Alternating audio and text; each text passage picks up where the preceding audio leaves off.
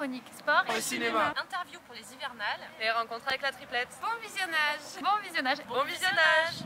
Bon visionnage.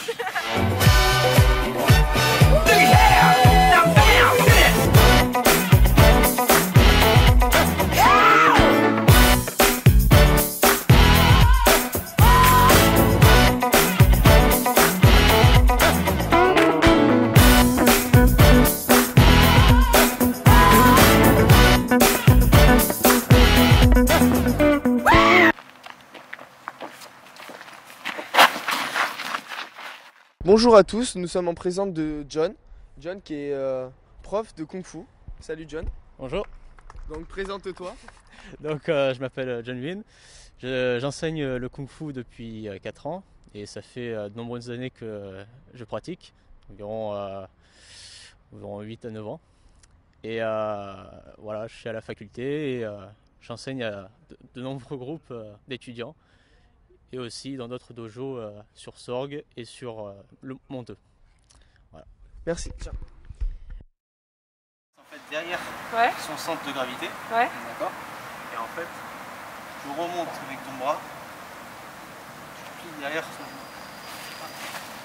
Ok. Alors moi j'ai une question. Est-ce que tu as de plus en plus de filles dans ton groupe? Oui. Pourquoi? Alors j'ai une dizaine de femmes dans mon groupe qui pratiquent. Et pourquoi? Parce que on a de plus en plus de personnes qui viennent pratiquer la self-défense et donc le kung-fu par souci de sécurité, parce que on vit dans une société qui est de plus en plus, violente. Donc la recherche des techniques d'autodéfense. D'accord, une dernière question. Est-ce que ce sont les filles ou les garçons qui se débrouillent le mieux? Je dirais que les garçons sont plus assidus, mais les filles apprennent plus vite. D'accord. Merci. Merci.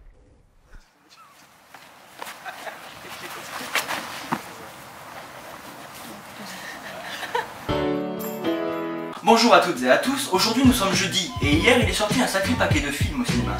Du coup je vous propose un top 4 des 4 films qui m'inspirent.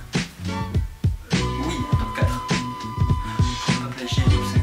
Faux! Merde, on avait dit pas plagier, merde! Top 4. Bob l'éponge, le film. Ça faisait mieux dans ma tête. Donc pourquoi Bob l'éponge? Parce que depuis que j'ai vu Antonio Banderas au casting du film, je me demande vraiment ce que ça peut donner. Top 3. American Sniper, parce que Clint Eastwood vaut vraiment le détour en tant que réalisateur, parce que Bradley Cooper est un bon acteur et parce qu'il n'a pas l'air d'être un film américain manichéen des bêtes. Top 2. Kingsman Service Secret, parce qu'être agent secret c'est plutôt cool. Et puis, le mélange entre humour britannique et action, ça fait toujours du bien. Top 1. Le top numéro 1 de cette semaine ne sera pas pour tous les goûts, mais ici il est mis à la première place parce que j'adore ce réalisateur.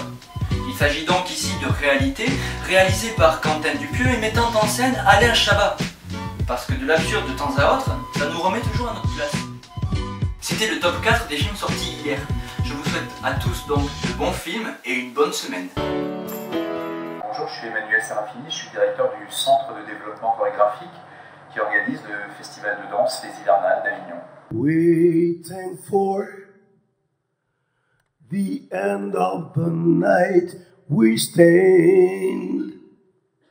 Alors c'est un des plus vieux festivals de danse contemporaine de France. Dès 1973, on commence à voir les traces, on a déposé toutes nos archives à la Bibliothèque nationale de France à l'antenne d'Avignon, donc on sait qu'en 1973, on commence à voir un petit peu des traces d'une mobilisation d'un certain nombre de professeurs en réalité en faveur de la mise en place d'un projet plutôt pour la formation, plutôt pour assurer la formation des danseurs, amateurs et semi-professionnels. Et puis très vite, Amélie Grand en 1979 va donner vraiment un sens à ce temps fort et faire une semaine de danse à Avignon en parallèle de la semaine d'art qui a donné naissance après au festival d'été.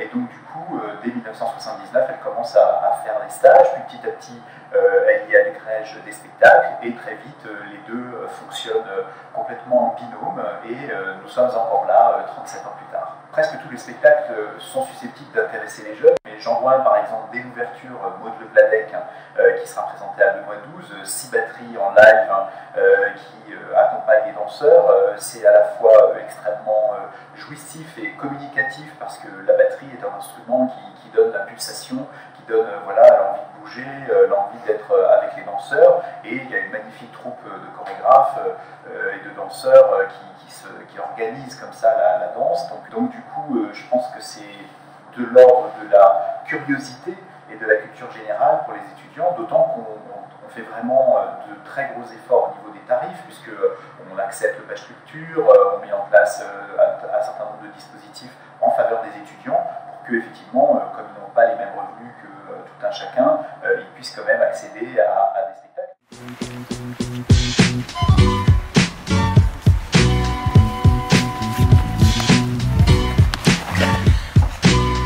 Elle est sérieuse? Bon visionnage. Top 4. Top 3. 2. Ok.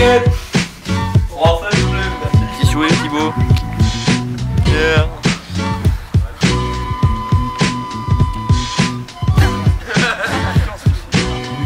Deux, trois.